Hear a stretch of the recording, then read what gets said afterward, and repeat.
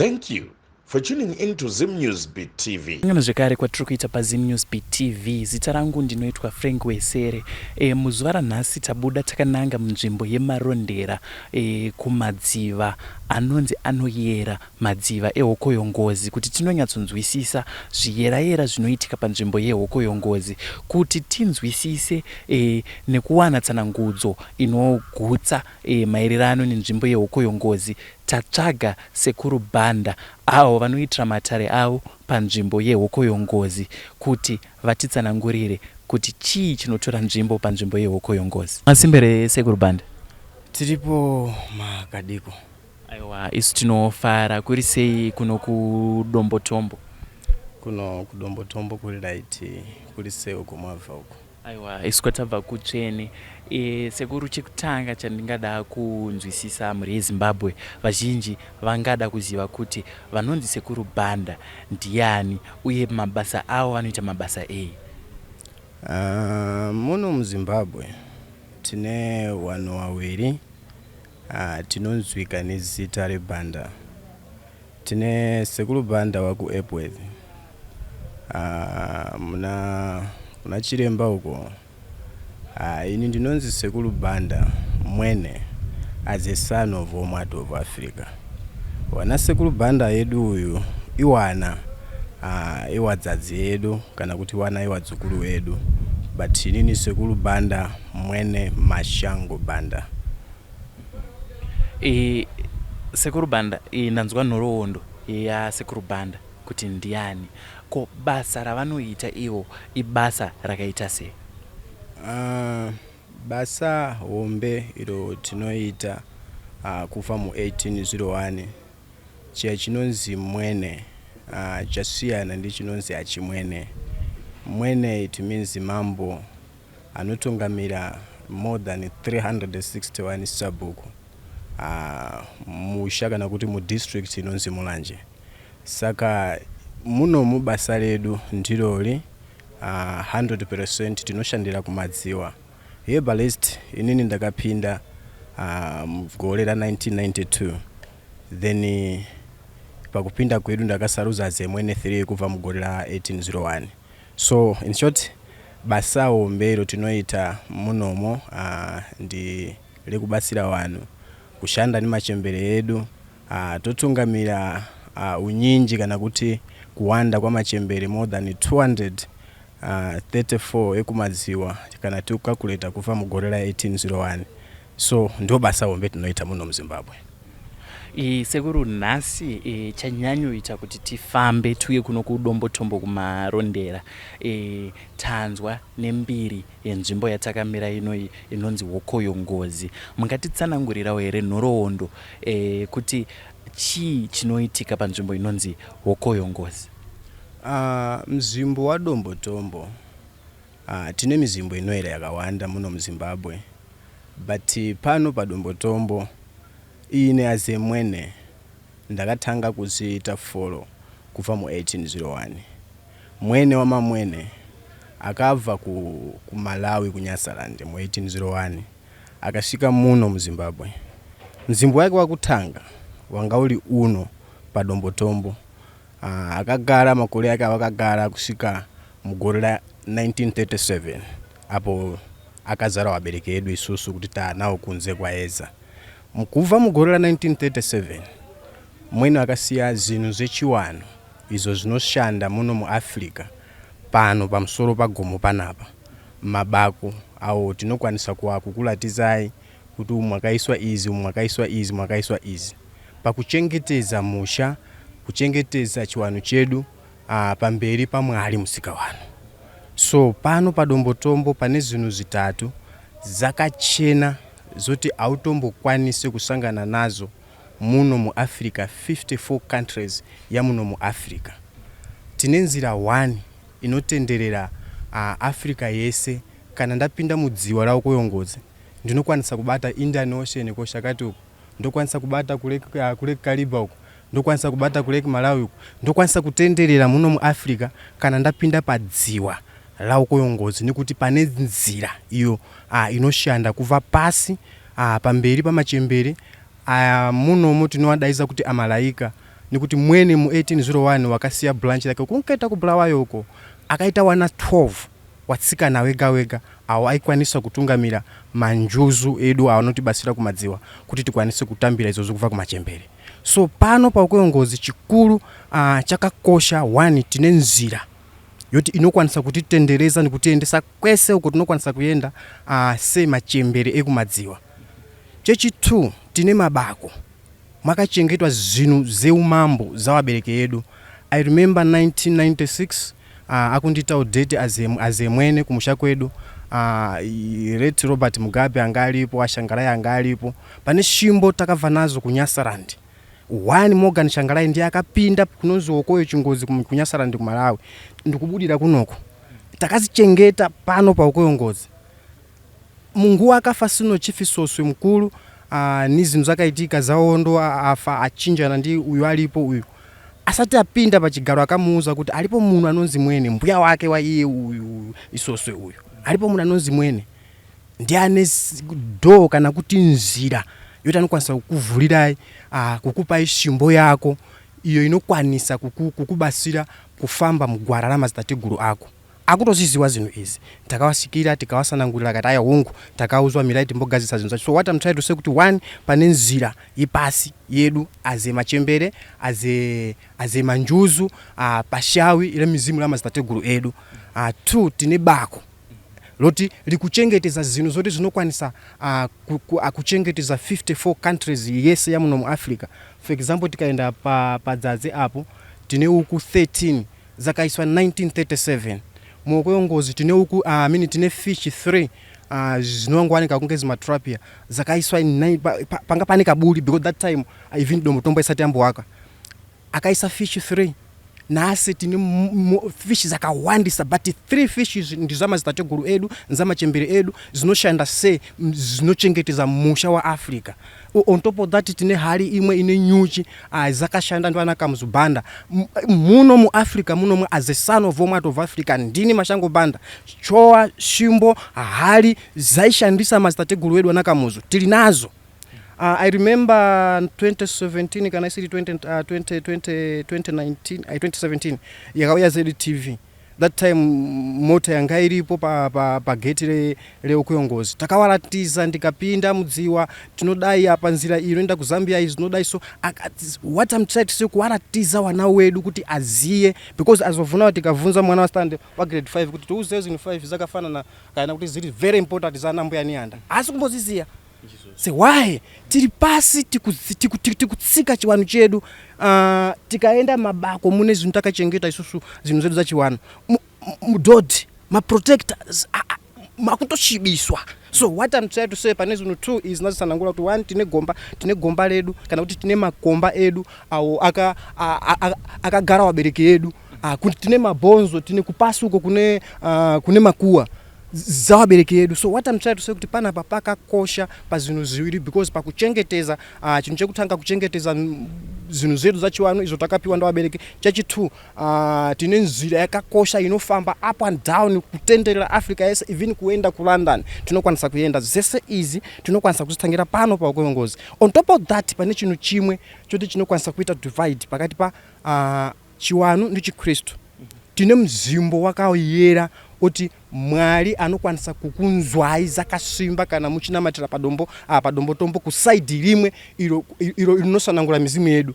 Then side limwe tine mzimbo yoti ndiko kunowanika zinu zechiwanu zedu. So what I'm trying to say kuti really very important because zili ma side ese kuma side kwese uko tiri mona kuti kuchiwanu kuliko kuchipostoli tiripo zese izi kuti zikwanisike kubatanika pamwe chete zinoda izi mwakuita izi. So ndasanangula zakawanda but what I'm trying to say part 3 is ziri very important kuti atimbokwanise as of now muno mu Zimbabwe tikati uyai mune shawere le manjuzu kana le machembere uyai zenyu kokuyongozi tipinde kana uyai zenyu kana kumachero maziwa tinokwanisa kusaruza atina wana takutwadzinyira pasi mwana.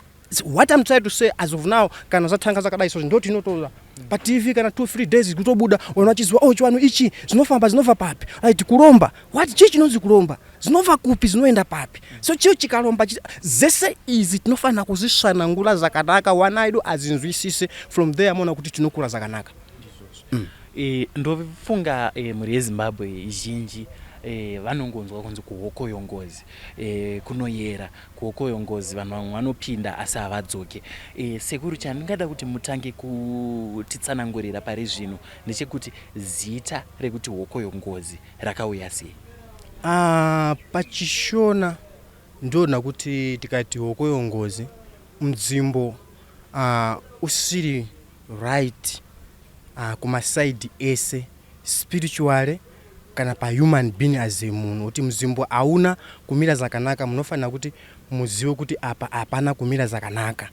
One, tine wanhu wedu awo akambopinda kuzvidonesera, munhu wese akuziona. Masidhaiva ndikuuya kutsvaga hapasina munhu.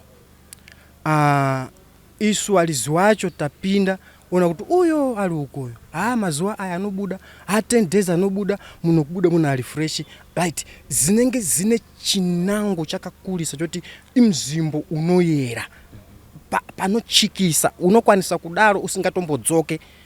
Endi kana machembere afala nemi kuti takukupa ibody renyu 48 hours. But kana musingaite zvinhu zvakanaka, mona kuti anokwanisa kukupa kana even kana 5 days, 10 days, munhu akagara akangochengetwa. Kuti imimi kana mukati mwaenda munogona kungomona munhu akatogara zake wakadai so. Amutombokwanise kuenda ipapo, amukwanise kusvika, right? Anokwanisa kusvika ipapo ndiwana mwene wacho. So what I'm trying to say mona kuti timu yedu inochengetedza mzimbo wa dombotombo ndio inokwanisa kuchengetedza dhemu redu. Mukaona walizi wacho isusu tikulichola azofunawo wana wedu akudziza ane chokoro chakanaka, ane madegrees zedu zechiwanu akuzigadzika pasi. Tikavhara mizimbo yawo yakasamwa, ndakuuza kuti pa 6 months ago taibudisa uku 13 pagomba ndamira nayo apa, wanhu wese achiziona chibuda makuseni zichiuya kuzotenderera kunonga ndichiwauza vanhu mukuziwa chii wanangu zino izi, mzimbo wakashata unofanira kugadzirwa.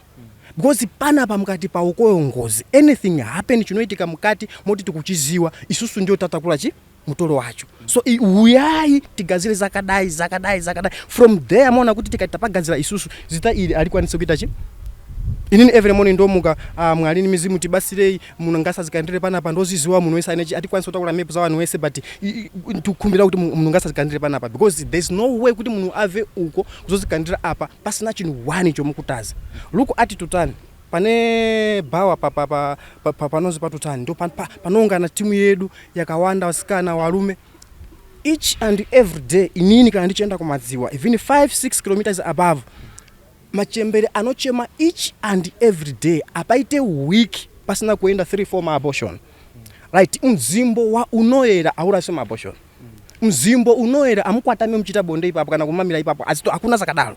Right? Zinu izo sondika inini azemweni ndotenderera kweta izi azitombodiwe, but walizi wacho isusu ndo tinokwanisa kuchinja kufa pa hokoyongozi ndikusika pachinu chachengetezeka zakanaka. Waya munhu kana mepo sambata anongobata ngoda iswa topinda wapinda mukati panochengetezeka sei, tinopachenesa sei ndisu walizi wacho tinokwanisa kuita zvinhu. So what I'm trying to say kuti pakakosha 1 2 panochikisa, because zvinhu zisingaitike kuupenyu zvinoitika. Kubva mu 2014 kusvika mu 2019 asadaisa fenzi ndaitira matare live kumaziwa ikoko ndikatora jira rangu ndikawariza pamusoro pedemu ndikupinda munhu wese akuziona ndikukuuza kuti akusikuromba ichipo zvinhu izi andinambozi apply. I've got 2 degrees nakazizi, but zese izi takazisiya uko walizi kuti uya apa zakatangira apa zakava. So from there mukakwanisa kuchengetedza mzimbo wenyu automboita hokoyongozi because vanhu vatombozidonesera mabocho atombokanda because walizi wacho mukwanisa kupachengetezeka. So what I'm trying to say izi ziriko zokuti chingozi nyawo kuti isusu walizi wache atisukwanisa kupachengeteza zakanaka because mizimu yedu ikasama even 5-6 abortion akaenda kwa matola ya 15 and mkuwakanda pamsana pamachembere anoyera au ali ipapo. Even as of now mkaenda muna pane matraka ali fresh ali mukati zimatipa zili fresh zimukati, but chimwe chimota chila about 7-8 kilometers pasi choti ukatali sonona pane 1 watatu akadai so umakaveka flag ya Zambia, umakaveka flag ya Zimbabwe, umakaveka flag ya Malawi. Right? akuna mu sea dive anokwanisa kusika ipapo ndikudzoka ali mupenyu and azisikula kuti atombokuona anotokuona kuti uko akutomboendwe anokuenda ndiyani ndo ane chipo azisiza kutenga zasiyana ndi zedu zoti apa chiKristu kana kuti pa chiwanda adaiso but zedu izi ndizoti mwali ndi mizimu akangosaruza kuti iwe takukupa zinthu izi mzimbo uwu zitalacho unozo tine mizimbo tino makoma mamwe ane mazita imwali tine kudombora mwali uko kune kukaungana maapostoli akawanda apana mepo zinokwanisa kuwaita against because zinu izi zimwe chete but munofana kuziwa mzimbo womukuitira zonse tikudaizira mwali panapa but pane mafupa mabonzo pane mabonzo esekulu tinofanira kuuza sekulu kuti wongu tauya sekulu tauda unamata mwali but tisatasika ikoko tikuya kwa muri unai mabonzo aya tidai over ukuvulira imwenda kuna mwali so it's one way but pana pa 75% tikaitalisa ya dombotombo ine chiwana because na asset nao mabonzo akafa mu 1937 1953 tiku akwakale kaliba pani wanu wamwe akafa pana asati amboigwa ingozi. So what I'm trying to say pana pa iyo koyongozi inyayoti pane wamwe asinganzwisise anenge achenda mberi kushibisa mzimbo kulasa ma abortion kana kuti even kuto kungosimuzira wamwe mepo ndizitalawo koyongozi akutoenda kunozikanda. Right, and for sure ukatwazikanda it's not easy kuti uzoke ipakaleba that's why so koyongozi.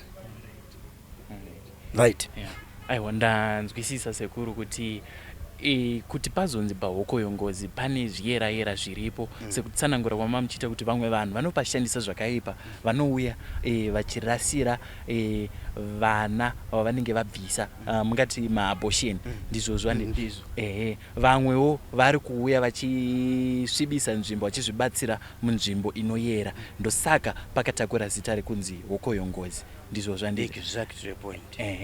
Ndanzwa futi sekuru muchitsanangura muchitaura nenyaya yemachembere munganditsanangurirawo here sekuru kuti vatinoti machembere vanhu kana kuti imhepo dzakaita sei nekuti vazhinji ko zvinezvi nenyaya yekuti vazhinji vakuita zvemanjuzu zvakasiyana siyana ndopatakutanga kunzwa mazita aya achinyanyoshandiswa chinombonzi machembere imhepo dzakaita sei. Tichivhura Zimbabwe 1801 yakatungamirwa nemachembere. Chinonzi machembere tinochiremekeza kumadziwo because ndiko kwakupezesera.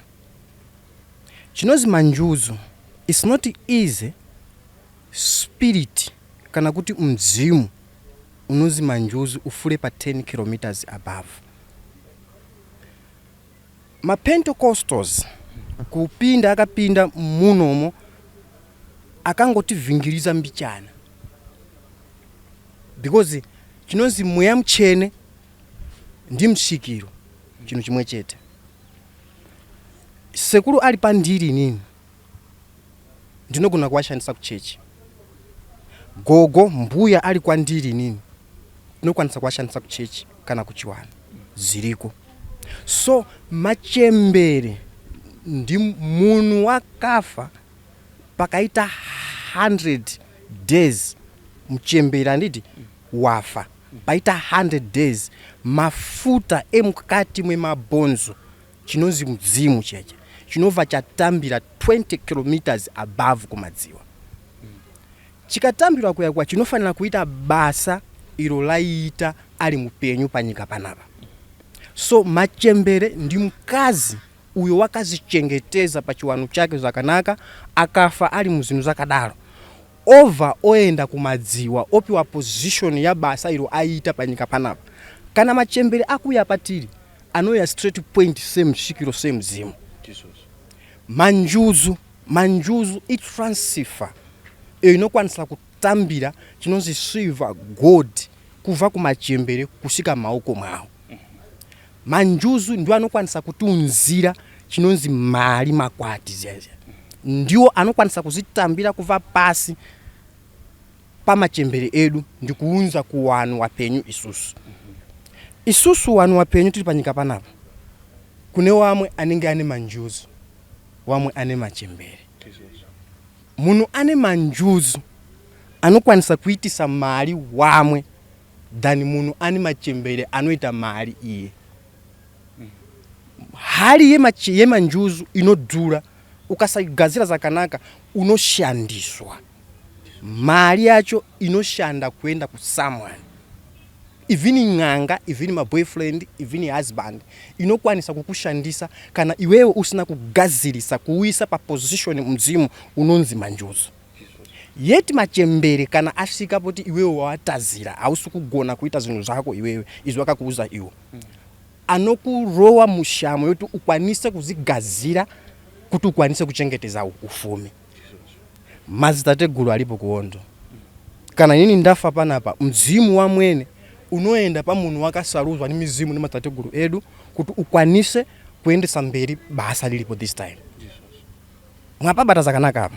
So what I'm trying to say kuti mchembere ndi mzimu. I remember April council yanga isinganzwisise ikauya ikatizinga pamusoro pa gomo apa. Ikatizinga kumadziwa uko.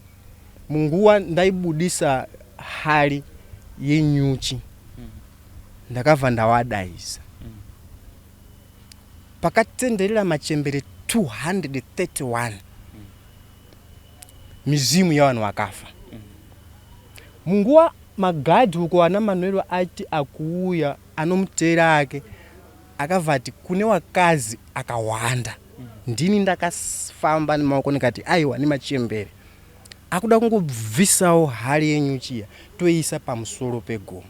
Bozi aiti makastoma ako akutoba zvinhu mukati mwewaya. So what I'm trying to say kuti machembere ndi mzimu wa machembere edu isusu wana mama ndi wana gogo akafa ali munzira yakanaka. Akudziwa izvo akuita, akudziwa izvo pa position yakusikira kana pa position yacho vanhu chawo akazigadzira awana chinhu chimwe icho anokwanisa kupiwa pamberi pabasa iro ailiita panyika panapa ndiro basa anopiwa futi kumadziwa. So machembere ndi mizimu ya wabereki edu. Awakasvika ndikurwira for example Mbuya Niyanda. Mchembere wa Mbuya Niyanda wata ana history yakakurisa tikaita compare ni Mbuya Niyanda. As of now tikaenda kumadziwa ese amuno mu Africa. Kana uri wakalongeka ni sacrifice ya sembe yako kana kuti butera yako lamuno Zimbabwe unofuwa kwa kunyasarandi ukamudaizira Mbuya Niyanda even ku South Africa muzimu wako unokwanisa kukubasira because she's a freedom fighter. So what I'm trying to say kuti machembere ndi mizimu ya wabereki edu. Kana ikuya patiri inouya kuchengeteza ufumi kuuvisa pasi apa mwali ali kudenga. Mali ili pasi ni mizimu yedu. Dombora mali chinozi mali mwali akapa mizimu. Ngerozi ya aina basa ni chinozi mali akapa mizimu yedu inochengeteza mali iyi ndi machembere yedu isusu pasi apa. Machembere akana atambira misonzi yedu isusu kuva kumatateguru edu ndipo anonzi kuti akwanise machembere kuti pa isusu face to face ni madziso zinofura maoko mamanjuzo aya. That's why ukakakuleta chinoitika mukati mweimba ukanesana ndi mulume kana unesana ndi mukazi awite mali mumba mwenyu. Because pane connection imwe iliko kumadziwa kuti eriyo ye mali inofanira kutofura maoko mwa machembere kana kuti mwawasikana iwa no matter asi hure no matter ni hure but shona yakanaka pa manjuzo ya unyinji sai kuti q kana kuti machembere akawanda which is malaika. Mizimu ya wanu akafa akuita chihure chemumba. Pane zvinhu zitatu izi. Pane machembere amroad, pane machembere emumba, pane machembere ekumabawa kumahotela uko. Machembere emumba aya ndoni kuti wanizawo panapa aya. Then tine machembere edu aya kuti iyo ane mzimu woti anoita chihure public chekubawa, anopinda mbawa. Anenge atori 50-50 anochanda ni manjuzo. Then pane mchembere uyu ndota wakuhotela uyu. Anenge apinda pashawi yalonzi kuti spirit of wealth. Akuchaga mali atori ndi mulume futi uko. Then machembere tutaula panapa aya ndi machembere ali mumba mwawo. atoli ndi mulume atoli ndi muli atoli ndi chiwano akatombohulawo ndiye mchembere kuti anazi ndi zake apa ukasamugazirisa anokutrita zakanaka kusika wagazirisa because imumba. I think manizwisisa pa machembere apo.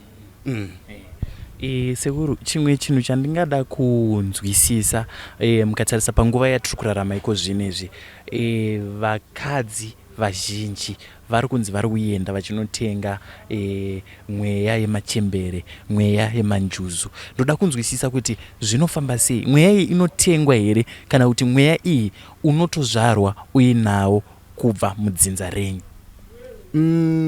Mweya wamachembere autengwe. Chinogona kutengwa ndi mweya wemanjuzu. Mweya wemanjuzu tinoutenga kuti ungokwanisa kuchinja body structure yedu ndi kuti daizira mali. Endi tikautenga kana tikutenga kana niza wiki, kana niza 2 weeks, kana niza gore, unenge watopiwa mafuta, rice, whiskey ni mazai. Endi zvinhu izi zine permanent nguwa yacho ikangofura nguwa izi zvinhu izi zapera wasikana anenge adzokera kumadziwa. So what I'm trying to say kuti muzimu wa machembere autengwe wafana ni muzimu wa sekuru. Wedzinza lako anokwanisa kukushandisa mzimu wako kana iwe wakapusa usina kuugazira, usingaziwe uko ukuva ndiko ukuyenda. Mungu akutenga kuti akukwanisa kushandisa chipo chako, wedzinza lako, weropa lako, uzokuti yako mizimu ya inenge itolipo ikutotalisa. Endi nguwa yakana yapera anokurowa nayo shamu ya kuti udziwe kuti wakatoshandiswa. You are busy for nothing, wakato waste nguwa. So machembere atengwe, mazitateguru atengwe. Manjuzu tinokwanisa kuasimuza kuva kumadziwa. Ndikuyenda kumabawa. Kana wana sekuru wasamwa uko tutakuda kurowa wanhu hamudombotombo kana maybe ni sick asikunzwa akunesa machembere muzimba zawo. Anokwanisa kusimuza mawasikana uko. Ma beautiful. Akuza kuti wakazi awasikana wakanaka ane mzimu wemanjuzu. Ndikuyenda ndikunopinda mwasikana iwa wakashata munonzi masikata akashata iwa. Ndikuachinja ndikuita beautiful. Nikuda kuti akurowe ini chirwere. Right, zinu izi pamanjuzu zilipo. But pamachembere ni pamazitateguru apatengwe. Unotozaliwa uli nazo. Endi kana usina kuzigazirisa ndipo unopinda mawani kuti maybe wamwe akufunga kuti maybe uli muroi kana kuti ukupenga kana kuti zinu zako azikunzwisisika. Right, inenge ili nyaya kuti zinu zako watovalira machembere kunze kana wavalira wanasekuru kunze ukufamba uli wega. Yeti manjuzu ukasagazirisa anokwanisa kungoenda kumadziwa. Akaenda kumadziwa anabasa kuti iwe kutambura anazo basa because iwe akatombogara upenyu iwe kugara iwo. So what I'm trying to say kuti manjuzu ndiwo anokwanisa kutengwa pakupiwa zinu za kushandisa kuti manjuzu ashande pauli ukwanise kuwashandisa pa izo kuda kuti uzishandise especially izi za kumabawa za kutora mali kuti uoneke wapa msorosoro uite mali za zisingatombozwisisike za zinizo zinu zilipo kumanjuzu unokwanisa kuzitora nikuzitenga pasina shawi la manjuzu kumachembere ni kumastateguru aziko zinizozo. Chimwe chandingada kunzwisisa sekuru vanhu kana vachitaura takatarisana nenzvimbo yehuko yongozi, vamwe vanoti vanhu vari kutorwa, vanhu vari kudisappear, vari kutorwa nemanjuzu. Kana munhu achinzi atorwa nemanjuzu anenge atorwa aiswa pai, uye chii chinoita kuti atorwe? Kutadza here kutyora mitemo yamambenge muchitsanangura yaiya kana kuti pane zvinenge zvafarirwa nemachembere amataura kuti anenge ari pasi? 100% munhu akatorwa asina shawi rekumadziwa muzive kuti mune mistake yomufanira kuti mugadzirise. Endi kutorwa kwa munhu imessage. Manjuzu akatora munhu anomuendesa straight kumachembere. Kumachembere anomuendesa straight kumastateguru. kana tichiwerenga pakuziza kuchokolo kana wanasekulu akusanangula kumadziwa uku anotaura kuti kana wava pa 10 kilometers above anofanira kuti wanu ali panyika pana pangasa cheme. Akachema manjuzu aya ananazo basa machembere anongotola mzimu wako ndikuyendesa kumazategulu ndikutola chikontena chibode ichi ndikuazolera wana wakuchema wacho. So what I'm trying to say kuti manjuzu ukaona asika pakutola munu asina mzimu kana ivine ane mzimu then atosangana nikusazoka uzokuti pane mistake pane chinu chimwe mufana kuti mugadzirise mu community kana kuti mu family. So zinu ziwiri izi zinotofamba pamwe chete kuti kana usina kugadziriswa unokwasa kutorwa because akuuza kakawanda amusi kugadzirisa. Aiwa pane mistake mwayiita musha isingatombonzwisike zakanaka akuuza amusi kugadzirisa mona kuti anotouya futi kutokutorera munhu asina mosha and mosha yoyo ndimi munotoigadzirisa because akakuuza kuti mugadzirise amuna mbozigadzirisa. Aiwa sekuru ndanzwa muchitsanangura nhoroondo yenzvimbo yeHokoyongozi. Pari zvino ndikakumbira kuti titore mukana unoyu tifambe muchitiratidza nzira dzamanga muchitsanangura kuti ukapinda neapa unobudira kuZambia, ukapinda neapa unogona kubudira kuMalawi. Tinzwisise kuti chii chinenge chichiitika, unenge uchifamba nepasi here nemumvura here kuti uzosvika kunyika dzamanga muchitsanangura. Aiwa dzakanaka izo pana chakaipa.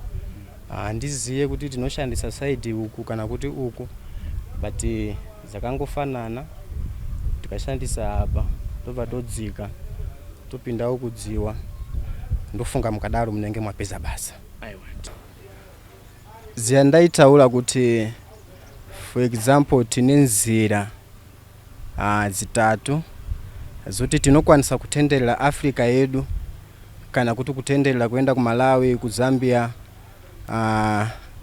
kana ku Namibia, ku Indian Ocean uko. Tine nzira bako ledu kana tamira panapa. Mukuona wanambuya ni anda. Pasi pa gomba iyi kana kuti pasi pa dombo iyi linoti batanizira pa gate la damu la Hokoyongozi. Pa gate la damu la Hokoyongozi pane nzira zitatu. Imwe ikuenda kumadziwa, imwe ikuenda kwa Chief Soswe, imwe ikuenda kwa Tseke. Iyi ikuenda kumadziwa ishi ndio ine nzira zese zoti tinokwanisa kubatanisa zaita Malawi, Zambia, Zimbabwe within 45 minutes.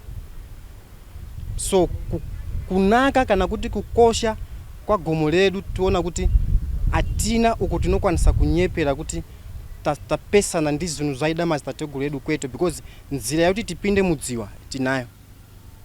Nzira yoti tiende kwa Soswe uko kushandisa pasi pedu apa tinayo. Nzira imwe ikuperera kwa Tseke uko tinayo. Zese izi tinokwanisa kuzivala kana kuti kusazishandisa zakanaka but zilipo. So panapa you can see zinu zakanaka ngwa yese zangazichi zakadaiso panga pasina kunyora mizimu yedu wanu achira arazi andai complain kuti wanu aishanisa zinu zawo zisina kunaka. Waliza notobuda ukaona apa panobuda more than 5 meters yenyoka. Yoti munguwa ikuti ikubuda uko ichitendereza kudaiso ichitena uko muso unengo sati wapera pana pano akaziona. So uli very important pana nogara achitanda achita zinu zawo zakanaka everything zese zakanaka but chinu chakakosha ndikusapaitira zinu zakashata tataura zinu izi because you can see kuti tine image yambo yani iwe obata dombo ilo over okwatama kuita zinu zako ipapo kana kuti oita dodo ipapo wakutopesana ndi direction ya mazitategu edu. So what I'm trying to say kuti panapa ipasi ilipo nzira yedu tikaenda pazazi hapo ndinokulatisa ibako lacho kuti tikapinda apa straight lakutoenda kumadziwa limwe lakutoenda kukwana sosoko zakanaka zakadalo. I think manizwisiswa takuda kungoonesa nawo zino ziwiri zitatu za dziwa ledu ili takatarisana nalo. Dziwa ledu lakakosha. Ine ndakazaliwa 1978. Munguwa taidzaliwa zinu zakatoweza kudala dziwa lakutoshanda zinu zikutoitika zakawanda. Kuliteera ndakava nalo mu 1801 poti pakona pademu ledu apo panga pane bako loti linoita kunge kasime so munguwa pasina demu pane chigomo. Munguwa akasvika walungu watanga kuita mabasa awo apa kava dingula nzira yedu yataishandisa kubva kuNyasarande tichipinda munomu. Tikapinda is about 10 kilometers above. Tinobata 3 ways inotibatanisa ku Indian Ocean, ku Lake Kariba ndi ku Lake Malawi. So nzira iya yakava yavarwa kuti pavarwa pakandwa matombo pakandwa zinu zese zakawanda pavarwa apasi kushandiswa. Ndo pakatanga kubuda mvura. Mu 1937 asata waka Dombo Tombo wabereki aisanangula kuti hondo yemvura yanga yato walungu anga atodena kudala. Tichipinda mu 1953 tikwakada mu Lake Kariba ndipo akati zinu zakawanda zoti tikwanise kuwarwisa futi because ku Lake Kariba futi mastateguru edu akatoruwiswa pa mzimbo unoyera ova otanga kuita zinu zawo asatambokhumbira. So pangwa yoti atole zinu kunoko azendese ku Lake Kariba ndipo akaona kuti pavarwa walungu akutoita zinu zawo izo apana hauna mkana unokwanisa kushika ipapo. Ndipo timu yedu yaitungamira wana Soswe, wana Mwene wamamwene, wana Hastings Kamzubanda, baba wakamuzu kwete kuti Hastings Kamzubanda uyu wakatonga Malawi. Uyu mwana uyu. So akwanisa kuavisa walungu. Nzira iya yavulika mvura yazala. Ndipo inini azemwene wamamwene ndakapiwa shimbo yangu 92 to 96 ndiri ku Malawi. Ndichiziziswa kuti 1999 ndikwanise kuuya kunoko ndozowauza wanu za kukosha ndi benefit la bako tilinalo panapa. Ndakapinda munomo mu 1999 pa 24 May Morgan Shangalai, late President Robert Mugabe akatungamira konvu ya mwene wamamwene kuva ku Nyasarande ku Home Art of Africa kunonzi Wokoyo Chingodzi. Takashika panapa tikaona pavulika zakanaka zinu zeso shandai zakanaka izi. That time council yanga yambo isawo phase imwe yakachengeteza pese izi zama abortion zoti wanu akukanda ma abortion wanu akukanda ma protector zanga zisiko zinu zamatale taisa pese apo tinokwanisa kuisa pasina kana problem. So munguwa nakashika 1999 ativulira matale wabereki ashandai zakadai munu mukuru nokwanisa kupa shimbo yake isino chifi Soswe. Ndakafa namudaiza panapa. Uyai ndakapaka benzi yangu hapo. Yokapaka mota yake hapo Isuzu yake. Nikati uyai ndikuuze Soswe. Wapaona hapo pane zinu zakadai. Iwewe ukuiswa pachigaro apa akakuuza kuti kuchauya munhu anozi mwene ndini munhu wacho. Endi zinu zako ndi izi zamastateguru ako. Usashike mu 2030 usatola chimbo iyi. Tikamulatiza chiwanu chedu akagusikana nazo kuti aichokwadi ndakatouzwa. Right. Inini muno mwa musimu wangu ndinoshanda andazunata pasi pamazimambo yedu kulemekeza chiwanu chedu. Zanga ziri zakaoma kuti tikwanise kuuza kuti if you want or not msaite zakadai but I try all means everyone asati aisa phase iyo hapo. Ndaipaka mota pa gate apo ndikutria kualatiza wanu zinochikisa kukanda jira langu nikugala pa jira one by one wanu wakuya nchibasira then ndikava ipapo ndova notanga kuauza musaite zakadai kuva mu 2014 up to 2017 zinthu izi ndakazita each and every day 3 years panapa. Ndaitraya kuti wanu aziwe kukosha kweziwaledu, asakwanise kupashibisa mashibisiro ali as of now. Tisakwanise kusamulisa mizimu yedu, nzara yacho inogona kuposa isusu yozorowa wana wedu. So what I'm trying to say kuti panapa ndipo pa mzimbo panonzi pa okuyongozi kudombotombo kuno kumarondera pali very important pane nzira inokwanisa kutiendesa pasi kumachembere ni mastategulu edu kule Malawi ku Indian Ocean kana uko tukwanisa kuti tikwanise kuyenda tinokwanisa kushanisa nzira iyoyo.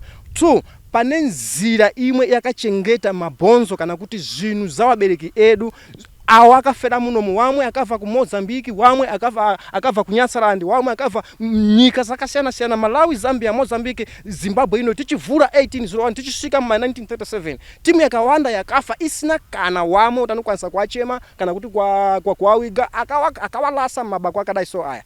As of now panapa titoli nawo mabako kuti atoli ndi zinthu ukatasona kuti awa wanasekulu aya wanambuya azakanaka izi tikapinda deep pasi apa 20 is it 16 kana 16 to 17 kilometers kana kanganise pakona apo tikapinda deep tiona kune thuzi motikari zili pasi zakaenda zakadalo zikaenda ndi wanu wapenyu akadalo and as of now tikapinda pasi wanu wapenyu atoli moto akadaiso right pasina chiwano izi aziti guys. But nikukula kwa chokolo kana kuziza kwa wana wedu plus machechi yedu Pentecostals zimwenguwa kana maprofita zimwenguwa ndinofalao zangu ndichiona wa maprofita kuti aiwa tanga magazeta chiwano muva muchenda ku church. Yes, ausiku munyima kubika kwa chingwa ukutomuza live kuti chingwa ichi ndikukupa apa ichi chikapera unofanira unobika zakadai. You never go automboyende ku church kundakwenda ku church kunona mata wakachola wana sekulu kunyepera apana you die for nothing unotofa usina chino because unofanira kuziwa kuti inini ndili pana pa kuna akamboona mwali akasimu za blessings ake anopinda maoko mangerozi inoenda straight pambere pa mizimu yedu yonzwa kuchema kwa isusu yova yopa isusu. Right, so nikukula kwa kudziza ndi ma theology and psychology wedu wanu wedu ku machechi wamwe akatolasa kutochirasa chiwanu chacho ndicho chinotipalala. So what I'm trying to say wana wedu wakudzoka kutivunza kuti aiwa apa zinofamba se izinoita same zimbo wakakosha papi unova kupi unoenda zese izi ndizo zinotodiwa because wana wedu akaziona ma TV akaziona ma social media aziya kuti apa tine chikwechi ndaitaura nyaya ya fish. Tine fish natu zakaiswa ni matateguru edu mukawavunza mazichifi wanatseke wana malondera wana chatima hapo anokuza kuti kune fish natu zaibuda bila ledu tisati tapinda kukungova mu 2013 kuzika pasuku wana soso each and every year ayuya kuseruku ziriza ngoma anachitamba zichinaka nyika ichifamba zakanaka. As of now inini kuva mu 2014 ndakaita last bila pa 24 May 1999 ndwana Mugabe panapa na nasi kuti wazinga futi wanu wacho anobasira wacho dai vaipa msoro azitombo bude kuti tikwanise kuita 20 years 30 years tisina kupira walizi. Mizimu yedu yakafa ichiriwaziwa, mizimu yedu yakafa seimbwa ndiyo yakatogarira matombo emali. Tinga namate se tinga zize se ukangochola chinonzi mzimu ichi you die for nothing. Mali yacho aijike zakanaka aifambe zakanaka ngati gazile chiwanu chedu apa. So kuno kokuyongozi demu ledu lakanaka nzira zedu zitatundasanangula zilipo tilipo isusu kukuuzai kuti tisachibise mzimbo wedu ngati chengeteze mzimbo wedu. Atinge mkunzwa zakanaka aiwa ndizozo zia ndaisanangula kuti mzimbo wedu uno wa Dombotombo tini mabako wamwe wanochengeta zvinhu zavabereki edu nyangwe wana wedu kana achiwatarisa mabako iwayo anowaneka semabako asina basa but mabako akachena awo ane zvinhu zvakuma 1801 tichivhura Zimbabwe.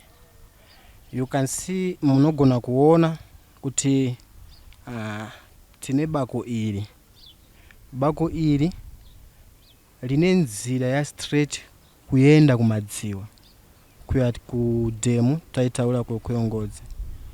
Line nzira ya straight loenda kuna Tseke uko. Line nzira futi yo inokwanisa kuyenda kwa Tsoswe.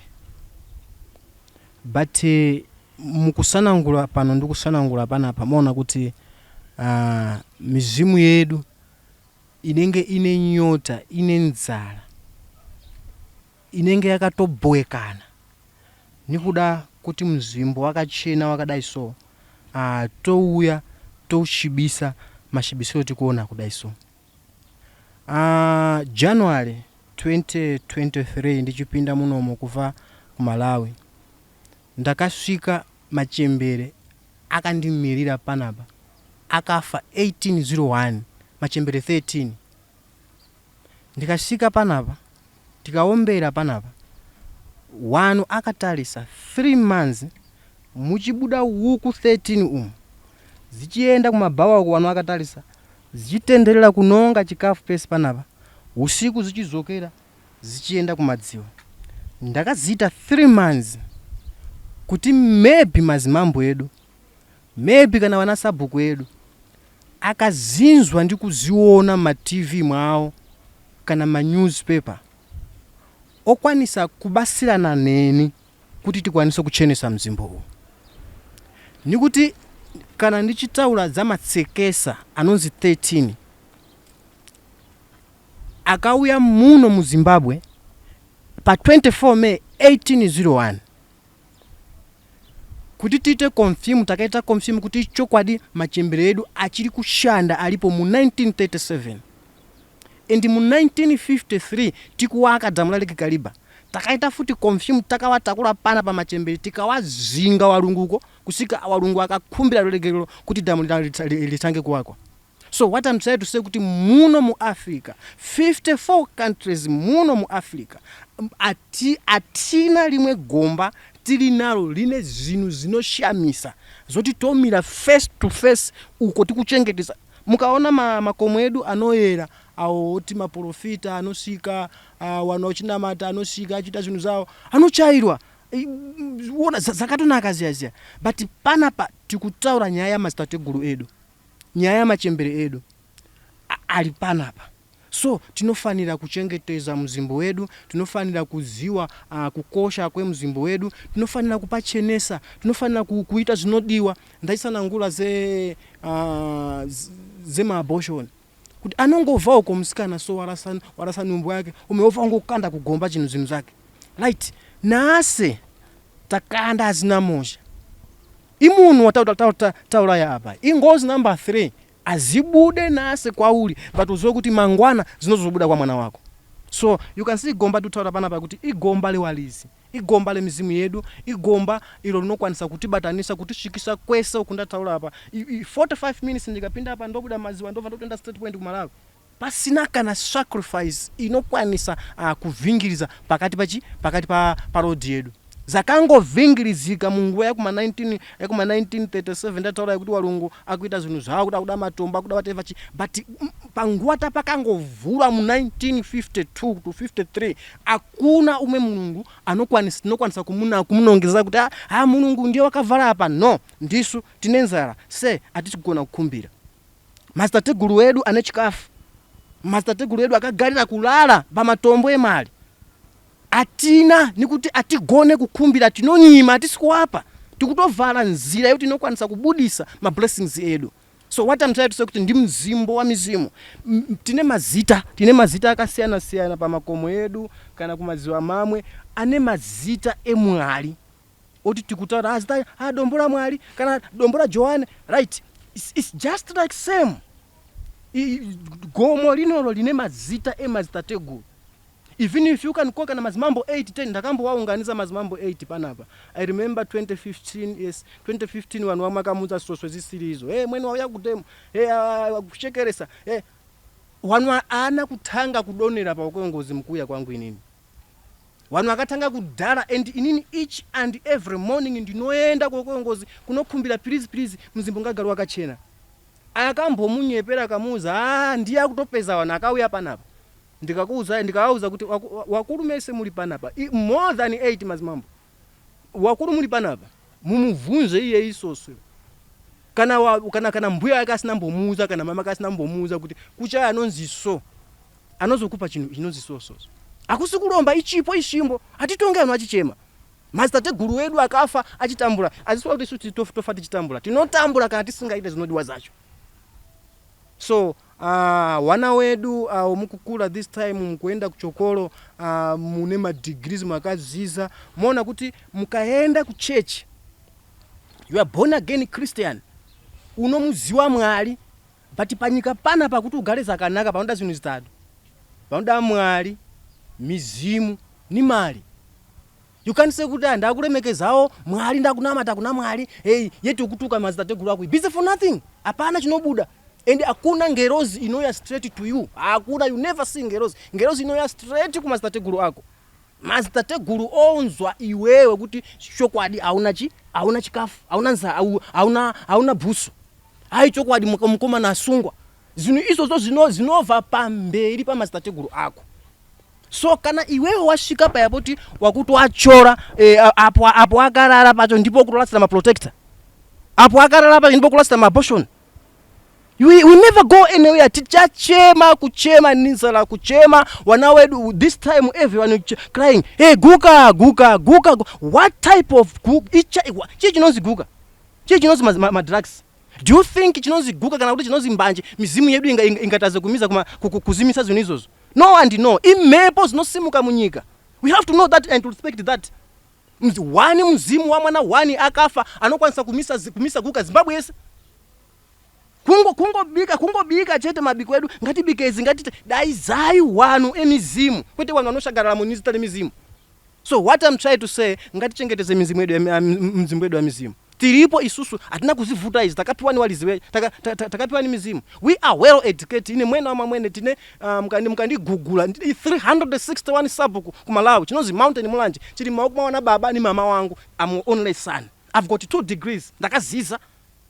Uyu anozi Nelson Chamisa uyu akaita roho 16 years ali pa ulungu hapo inini 18 years ndiri kukamuzwa academy ndikuziza but ndakasiya zinu zese ndakazisiya degree ya Chamisa ni degree yangu ndakatola pamwe chete but I leave everything. I'm well educated zimba kumba kumalawi zakawanda zese zakalongeka I'm only son ndiri ndega mama okumambo baba okumambo but I leave everything ndinolola pamsoro pa gompana pa kusebenzi tichema everyone pamsopa goma nakapata 6 months pachinaya everyone munwese apenga andinambopenga muwero tiketi mota ni plama mama ane kuna mama kuna zima GD6 kuna baba GD6 ini ndine Prado ndine Benz. I've got everything but I live those things ndikuuya ndikuzofamba mako mama stateguru from 1992 up to 1999 irete Mugabe ayuya each and every year pa 6 July kumba kwangu asina busu kuya kupinda mgomo mountain kukumbira kutakula mtoro wa Africa. 24 May 1999 Morgan Changala akabudira takamukanda kokongozi kokwe chingozi ku Malawi akabudira pana apa kunoko. So what I'm trying to say mzimbo wedu akakosha mzimbo wedu akachena uungu tinoziziwa wantu tatenderera mzimbo tinogona funga kuti apana kukosha nikuti but ndipo patoli zambuko ledu and atimbofe takaguta tichinyoza walizi wacho awakakwanisa kuti chagira chikafu tiri waduku because isusu tili panapa takungoja kunikunwa panapa walizi mizimu yakarowa hondo kudala akativulira everything zese kudala chikungodiwa 10% yakungotera zinu zacho chete. So what I'm trying to say ndakufandafala kuti mwauya zakanaka izi zinokuzwa zinolemekeza munofanira kuziwa mizimbo yenu inoera unofanira kuenda ku church wagazira chiwana wagazira na miziwa wagazira wanasekuru so that upenyu unofamba zakanaka button le mali novulika simple mwali anokula autombo cheme aushandiswe usalase numbo ngati lase dolo kumaziwa kuti tipire mizimu. And zakuomera se manje pa 16 October ndoda kuisa maposta ma flyers because takapiwa pa kushandira panapa kuti be careful anamba kula design hali yenyu chiti nayo hapo chete kuti machembera atombode kuti zima kamera zisike pa duzi ichi chiri 5 meters ichi naiti kamera inokwanisa kuti nditi pamberi pa nyuchi zangu manje pa 16 October ndakunyira maposta pese hapa aufanine kumamira pana hapa aufanine kuita bonde pamsoro pa gomo unongona nyucha yakuluma zikutothana kuti kuitika manje because it's over, it's enough. Ukangotola plastic yako ya abortion kuti kwenda kunola sakoko ngozi achieve chinicho cho maoko mwako nikwakati chibata se kuti tidalo timu yedu tinofana kulemekeza mzimbo wedu tinofana kudziwa kuti pamsana apa ndikulasa zinthu zangu apa pali mastategulu apa pamsana apa ndikulasa zinthu zangu apa pali machembere apa and ndikangoti ndaita mistake kuwalasira lopa ili lisina mosha ili pamberi pa pamsana pawo ndakutotenga nzala chayo pamberi panyika. So what I'm trying to say kutaura kwese uku kuchema kwese uku kwedu uko kunonzi kwa chata manje kumabuka uko Malawi everyone knows Dr. Mwene Dr. Mashamba but what what is isusu tova kumulanje tova toya ni mchairo tichichaira mumba mwenye hakuna chonja kadalo ndimi munofanira kutiuza kuti mwauya wana mwene aya mwaita zakanaka onaye apa zakanaka mwatanga kuchaira ndochaira kusaidi kumwe kwachoko azitomboite kuti mzimbo izo zitikati tidaize machembere kuti tula machembere ngabude huku zedu ngazibude zinobuda ni hasha iri daka iri linosimuza ngozi yakakulisa because ndilo dola mukudaiza muno kutengera chikafu even mulume chaicha kana kuchengeta mkazi pamba ndakuda ndimwise rukawo ndakuda ndimwise zakadai so se asi kuchengeteza mtemo kuita iwewe akubuda mutsaga so isu mizimu yedu isusu ikukwanisa kutichengeteza isusu tukulamba kuchengeteza mzimbo wana mwene ova kunyasara ndi ova uya kunoko ngatichengeteze mzimbo mova kuti haiwa pane walizi wacho panapa pane mizimu yedu panapa and zinu zakakosha zinochengeteza kwete Zimbabwe Africa that's why we're here. And zinu izozo zikati zati over tinofa ninzala walume tinofa ninzala mazimambo akuna uko tinokwanisa kuyenda because pamsana pamachembere kuti akucheuka ndipo kulasa lopalacho ndipo kulasa ma protector I will never go anywhere akuna uko tinokwanisa kuyenda. Thank you so much kana mwanzwisa zakanaka kana muno umwe muvunzo mwakuda kuti mudziwe zinu zimwe zinoza kukuza pana pa kwongozi you can ask inini ndinotoziwa zakawandisa kutofula walizi wacho panapa ndikuti ndikuchengeteza mutemo wa walizi wa panapa and mabuku awana soswe kuva mu 1952 ndili nawo shimbo zilipo panapa shimbo za wana Mugabe zili panapa 1996 I remember pa 17 May 1996 Mugabe akafisa kunoko shimbo ndikuendesa kunyasarandi akati ndinozo zizosa mu 2020 ichipinda